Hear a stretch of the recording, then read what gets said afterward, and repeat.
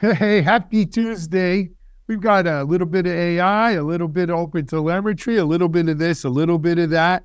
You're watching Techstrong Gang.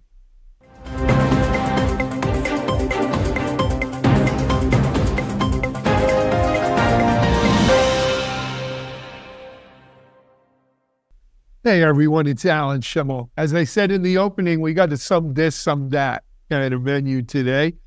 I'm joined, well, no one here locally in our Techstrong headquarters in Boca Raton. Everyone's on the road. I'll be on the road soon too. But we're joined today from their homes. Let me introduce who we have. First of all, from Alabama. He's only home for a short time. He's probably about to hit the road too. Our resident expert on cloud, DevOps, AI, and everything else in between, my friend John Willis. Hey, John, welcome. Yeah, I guess a jack of all, a master at none, if you Well, will. that depends on your point of view. There you go. Absolutely. I'll take a little bit of Jack of There you John go. than a master of a lot of other people. And then joining us from San Angelo, Texas, near Abilene, Texas, our own editor for Techstrong AI and Digital CXO, Amanda Razani. Hey, Amanda, how are you? Hello, good. Glad to be here. Good to have you on. So as I said in the opening, we got a little bit of this and that, as they say down in the islands. We are going to start off with some AI kind of interesting news. And this comes from an article up on Techstrong AI, Apple and Microsoft pushing LLMs to the edge. And truthfully, it's more SLMs than LLMs. But, we spoke about this on an earlier Techstrong Gang, I think it was last week, about one of the ways of combating the huge energy cost of doing AI in the cloud or in data centers is pushing the AI to the local devices, to the edges, if you will. But of course, do the local devices have the horsepower to run the AIs? Seems like Apple and Microsoft are trying to enable that. John, can get rather technical. What do you think? Do we foresee iPhones running AI right on the phone? Yeah, I think, the iPhone thing is interesting, but I think more about like the real sort of solutions will be edge-based, right? Where we can put models in shipping containers next to stadiums, right? Like that kind of stuff that, where you can put shipping containers near hotspots. And, so the edge, obviously everybody's excited about iPhones and sort of some form of a chat GPT on an iPhone. And yes, but more interesting is, how do you use this technology for all the other things that are going on? There's always talk about sports betting in a game while they're playing baseball, so you can literally bet on a pitch right? And so the idea without AI is really just to put sort of shipping containers near the stadium, create a lot of power that you'd need for 30 or 40,000 people making bets.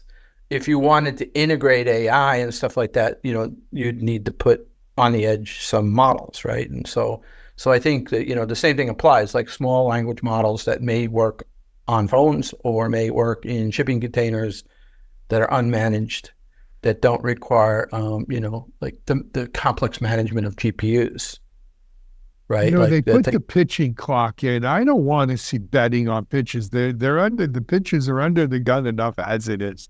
I hear you. No, but No, you do this with your kids, I'm sure. When they were younger, sporting, you'd bet like, is he gonna, who's gonna hit ball home? curve? No, Yeah, all that stuff. yeah. My older one was a baseball freak, so we would have those discussions in between. Oh yeah, no, I've had, not to go too far in this conversation, but I think at one time my youngest son was down about like $5,000. He never would pay, but he kept going double nothing.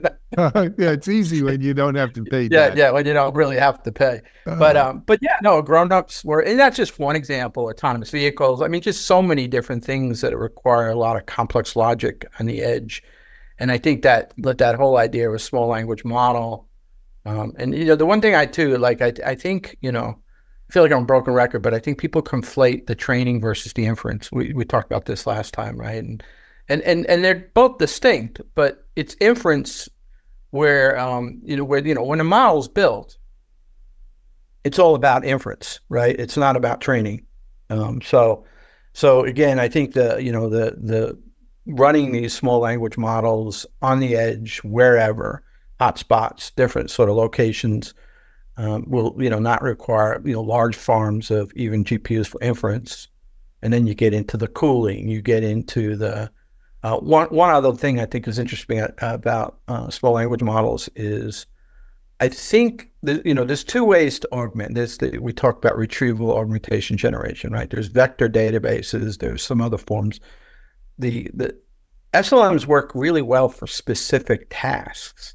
So they're a good marriage with retrieval augmentation, because now what you do is you take a very specific data, you combine it with, pretty good, inference engines. Some of these engines are, a dwarf compared to like GPT-4 or the really big ones, but they have really big context windows.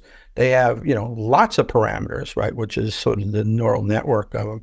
So you can, if you're sort of not wanting to ask, questions about Abraham Lincoln and all this stuff, and you want to just supply your own corpus data, like a RAG, like a vector database, then you can literally get very specific data, cleaner, isolated.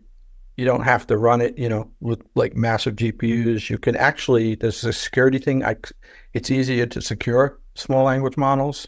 And then I think, this is the last thing, I want to hear Amanda's thoughts too, but the one last thing is, I think mortals will be able to do very soon training models. So right now, you really have to be an AI, like really, I've had like my friend Joseph Enox, try to explain it to me like 10 times now about how these things work, and they're incredibly complex. You literally have to take 3 or 4 years of learning and training. But there are tools now that are starting to make training models easier for mere humans. And done Fireworks, there's a DSPY new model out of Stanford. And so as that keeps evolving, where like reasonably smart humans can actually train models, again, SLMs become real powerful, right? Because now the idea of training a very specific model for specific tasks that are sitting on the edge that may be related to utility work. Anyway, I think the SLMs are really interesting. Yeah, I'm seeing so many more companies. We've posted a lot of articles recently that are going the way of these small learning models for various reasons. Like you said, specific tasks. They don't need these large language models that they have to hone down to what they actually need as a company. So I think we're going to see more of that. And then I do have questions, though, on the heat side that you mentioned. I know that that's been mentioned, less compute power and reduce the heat. But is it really reducing the overall heat of the world? I mean, you're just taking this large one that's producing tons of heat. You're dividing it up so you have a little less heat, but you're just spreading it out. Is it really leaning itself towards a smaller carbon footprint? I have questions. Yeah, I think it is, though, right? Because like if I can do very specific inference, again, the training and the inference are two different things, right? Somebody's got to train even the small language model, and that's going to have a footprint, because any training, not as big as say GPT-4, but if, for example, if you could run small language models with sort of vectorized data that's very specific to say utility work or or edge healthcare. Right. I'm not sure. And I'll go out on a limb and say, I'm not sure you're going to need GPUs, because that the whole point of one of the points of a small language model is at sort of, again, I'll say at inference time, the ideal is that you don't need massive compute power. So, but I think your point is, like, if all this is built and we're spreading it out and we're using compute and electricity in more places, then yeah, does it really reduce the carbon footprint? Probably not. Yeah, that was my question. Yeah, I'll give you an analogy though too. Even doing this, Techstrong Gang today, the two of you are remote. I'm here in the office. So they record me in studio, and I'm actually sitting at a table with a green screen in one of our Studio B here at Techstrong. It's a really big kind of room, and it's set up as a recording studio. Wow, I thought that was a fancy desk and all that stuff. Yeah, no, it's all fake, right? It's all fake. But, that gets done here, and we have a whole bunch of computers and masking and everything getting done. The two of you are remote, and we basically take your feed. Your feed gets uploaded over the net, and it gets recorded in the cloud. But it makes for problems. There's latency. We got to make sure your audio matches your video, and the words match the movement of your lips and all that stuff. We've been moving now, replacing our present recording software to something that's more custom made for this kind of situation. And in that situation, it actually records you locally on your computer, taking the network latency out of the equation and records you, because the fact of the matter is, especially if you're on Macs with some of these new ARMs and everything else, the processors, you got enough horsepower to do that locally on your computer and lose the latency that we get from the network.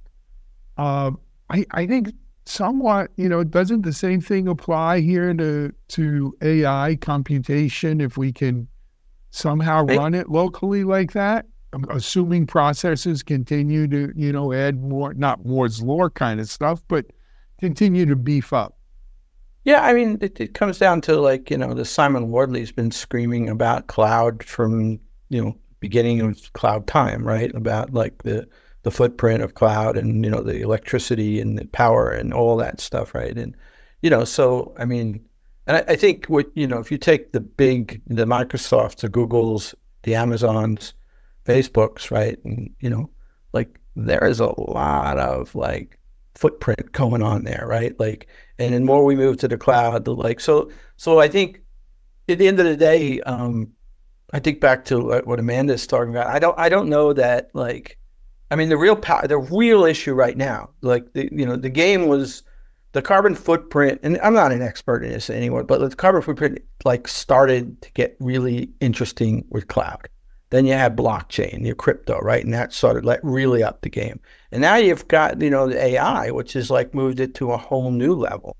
So the things that we do between sort of bandwidth and I think dwarfs and compare, the real concerns are if, we're on this freight train of AI and GPUs, and there are people, I've done some podcasts with these sort of outliers who think that there's a different form of neural networks that aren't going to require. In fact, they call the GPU processing an intellectual laziness. In other words, we've driven this, we were forced down this path of compute and what was the path of least resistance, let's call it. Exactly. And, the whole thing of matrix multiplication, all the things that happen in these sort of neural networks, these people will step back and said, could we do this a different way where we weren't forced down what they call an intellectual laziness or, through GPUs and everything has to be GPU based. I think that's sort of interesting. I don't know where that winds up, are they swimming upstream or, No, I think that's the way of things, John, right? You got the revolution, which is Gen AI coming to this. And now we'll see evolution, right? Feedback loops, continuous. It's almost DevOpsing AI, right? Feedback loops, iteration, reiterate again, making it more efficient, looking at different alternatives that can get more bang for the buck, but all under the guise of this AI. So, I fully expect stuff like that to happen. I don't know if it'll mean that we're going to find a radically different approach to neural networks that don't involve GPUs. But frankly, who knows? I mean, Yeah. Smart people will be working on that. We might be forced to do that, right? So. Yep. Yeah. Or find, make fusion real. And then we don't worry about it. All right. Speaking of network latency, though, and whether you can do stuff on the edge, on the device, or in the data center and cloud, we're going to be back in just a minute talking about AI and networking and how AI is changing networking. But we're going to take a break first here on Techstrong Gang. We'll be right back. Cloud Native Now is the web's leading resource for the growing cloud native ecosystem. CloudNativeNow.com is your destination for news, thought leadership, features, and webinars on cloud-native architecture, Kubernetes, serverless, cloud-native application development, microservices, service mesh, cloud-native security, and more. Stay on the cutting edge of modern application development at Cloud Native Now. Hey, we're back here on Techstrong Gang.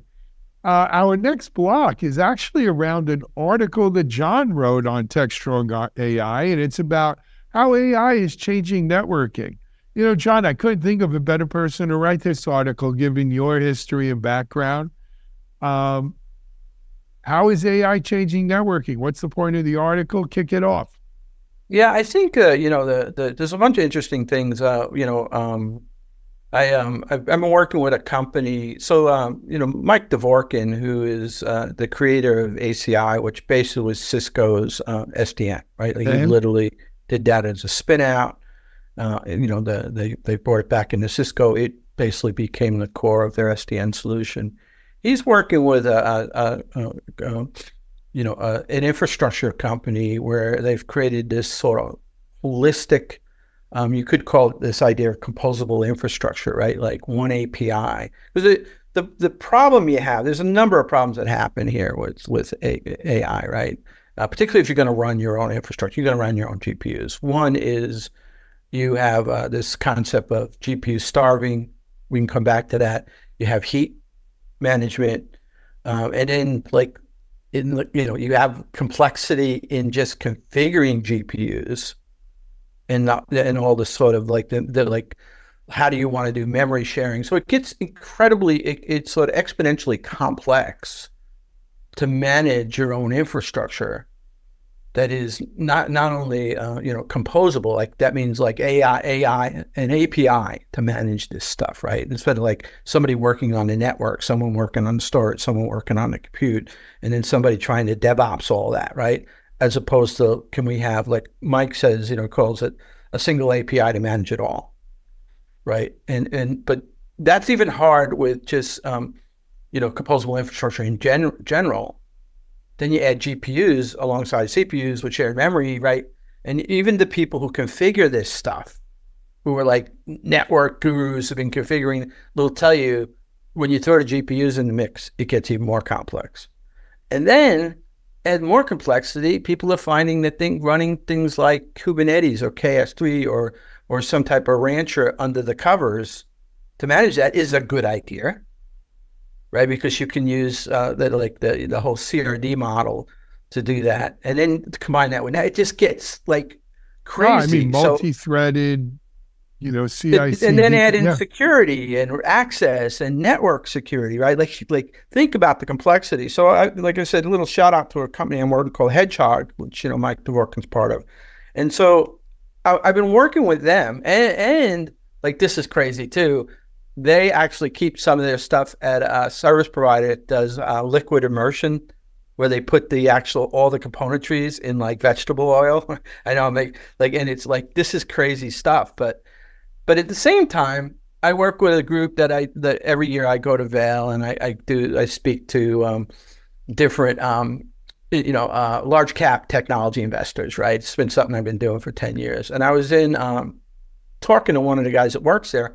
And he was talking about like the complexities of heat management, heat transfer management. And he said like one of the more interesting degrees right now that like the big, the Facebooks, the Googles, they can't hire enough is heat transfer engineers. So like an old throwback.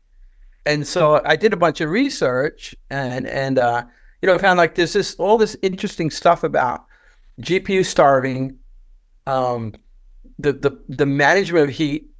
The GPU starving, is part like how do you do sort of memory sharing? So they're bringing back the technologies like PCE and NVIDIA has the NVLink and So there's just a whole bunch of stuff here. And, sometimes I just want to learn stuff. So and I knew a little about SDN, and I was working about, software-defined networking or one API. So I just started doing some research on it. And I asked Mike, would he be interested in an article? He's like, give me as many as you got. And, and it kind of fit because I'm trying to work with this vendor to see, if you were going to build your own infrastructure with GPUs, you're going to need something that sort of masks this incredible complexity.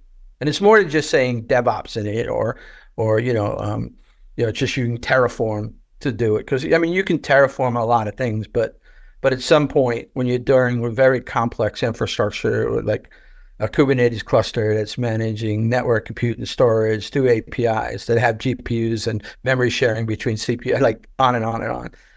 It's a fascinating if there is a need to run it. This ties in with the small language model stuff. I hadn't really thought about that. Is if there is a need, and I think there will be, like everything else we've seen, to have on-prem implementations of these AI models, which I think we all probably agree that's going to happen for security, for all these type of things. Then, this is an interesting space to be tracking. Sure is. Amanda, wondering if you have any thought. I know this is kind of down in the weeds, but thoughts on this one? Well, my thoughts are, we talk about utilizing these GPUs, and of course they can process a lot more. They have a lot more power, but aren't they going to also generate a lot more heat as compared to CPUs, which still do a lot of tasks better than GPUs in some instances?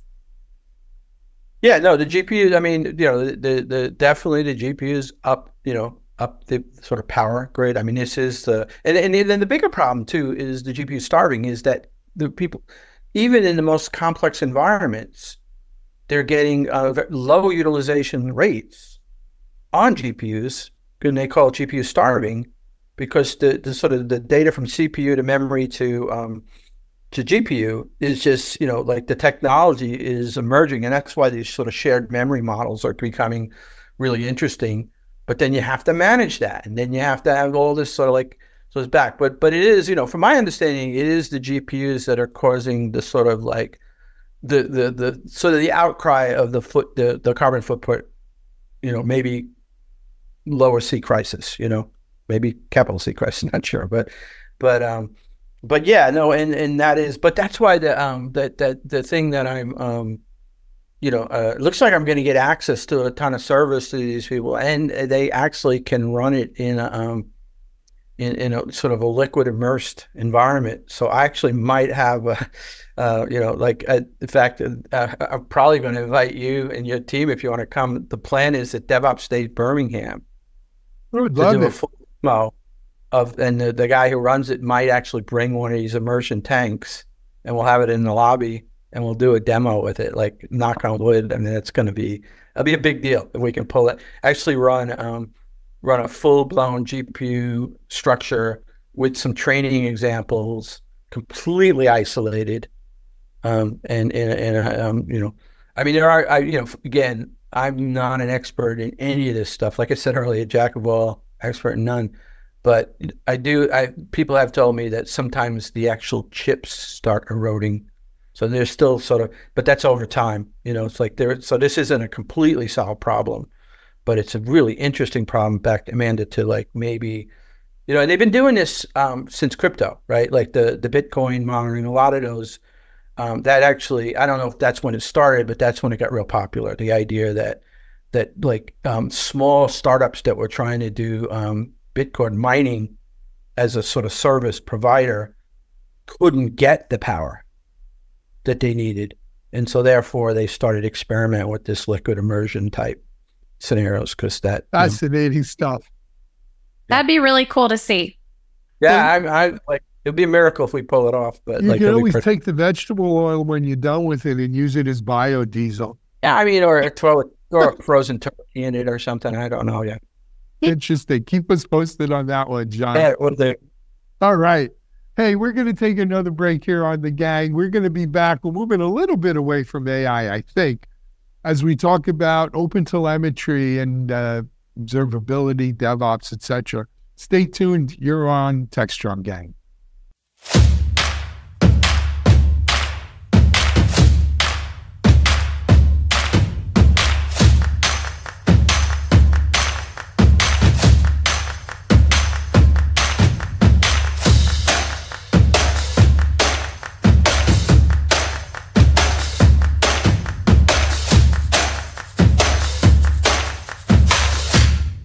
Hey, Alan Shimel back here on Techstrong Gang.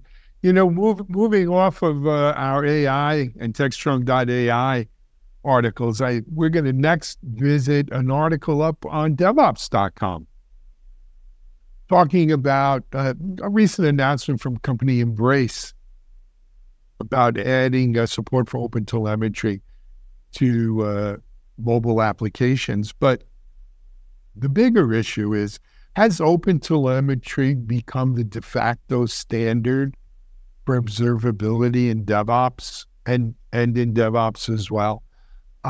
It sure seems like that, right? OpenTelemetry is the second largest open source project for the CNCF behind Kubernetes itself, followed actually in third place by Argo. But, there are so many companies that are in the observability space, for instance, that when you look under the covers, they're just using an OpenTelemetry agent, porting all that data to OpenTelemetry and then building their interface and so forth from there. And that's not a new business model, right? We've seen this.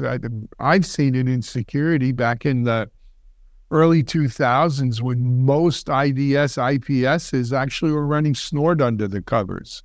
And many of the vulnerabilities solutions, scanning and remediation solutions, were running Nessus scans under the covers. It seems to be that's the same thing we're seeing here with OpenTelemetry. John, wonder what you're saying. Yeah, I think OTel is the deal. I mean, it's the standard. At least what I would call a standard. I mean, I think I don't think if you're in the observability game.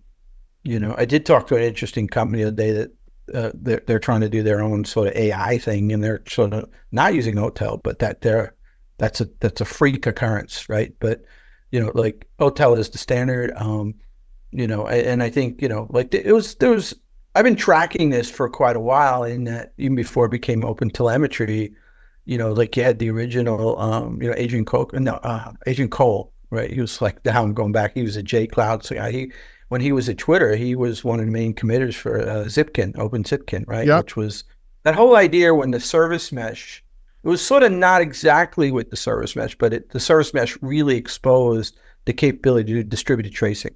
Mm-hmm. Netflix was doing it. So this idea that you could literally run these especially with microservices, you could run these traces, like follow the thread, like almost, breadcrumbs of things that were going on, this, and and then you had Jaeger, which then became a big part of the service mesh. Sure and then, did.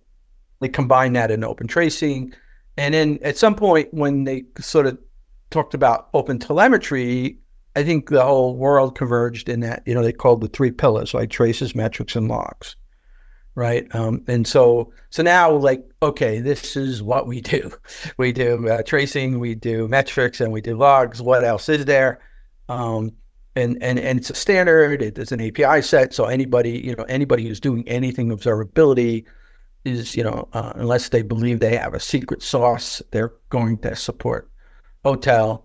I think their secret sauce is like how they store the data, how they visualize the data, like a Datadog versus.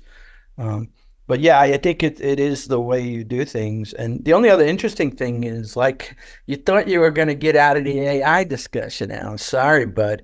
What's interesting is I was working on this article about what I'm calling postmodern observability, right? Like, think about the original observability came from instrumentation and, the original instrument control systems and, and then, Charlie Majors sort of really exposed this idea for monitoring, and really sort of coined the modern version of that. But that's infrastructure and applications. And then really what sort of hid on under the cover was data ops. and like how do you do, and like sort of observability of data, which is sort of different. Yeah. Like I'm looking at the schemas. I'm looking at, like, it's other than looking at the database performance, I'm looking at things like what changes in the data and what changes in the schema. But more recently, a lot of these, and I've talked about this before, a lot of these players in MLOps were using their form of observability, which is where they're monitoring the correctness, the relevance, and hallucination management. And they're calling it observability, and rightfully so. So you're actually really now what I would call, you heard it here first, folks, a postmodern observability, which is really 3 levels, which is infrastructure applications, data, and ML ops or generative AI ops, which all fall under the category of observability. And by the way, some of the vendors in the this sort of Gen AI observability level are using OpenTelemetry, which is really cool. Yeah. Like, so they're like, hey, like, put your data here. You can throw it up in Prometheus. You can do all this great stuff because you're following the standard. So I think that's you brought up Prometheus, John. It's interesting, right? To me, OpenTelemetry is very much, under the covers, the underpinnings of a lot of this. But Prometheus is no slouch either, right? And a lot of times it kind of works like this with OpenTel, right? Prometheus is also, I think, in the top 5 or 6 open source projects at CNCF. And then you have you mentioned Jaeger, another one. Our friend Jonah Cowell, of course, is one of the maintainers on the Jaeger project. Other the Grafana Labs people as well, right? To me, the real revolution or evolution here was that what we used to call the APM, application performance monitoring and management market, that had, several successful companies. AppDynamics, of course, Cisco paid billions for. New Relic, public company, Dynatrace, more. There were many great, and there still are many great APM companies out there and products. Datadog at that time too. They shifted under the covers from proprietary models of data collection to relying on triumvirate or more of open source projects led by OpenTelemetry, which you mentioned the OpenTrace kind of project, and that was married to a few other things to give us what is today OTel. I think that's the beauty of all this, right? It is very easy for even like these new AI players to get data into Prometheus or Grafana, right? Because there is sort of a standard now. There's a way to do it. It's a way for me to sort of integrate, Dynatrace and whatever other open source. So like, this is why OTel is so successful.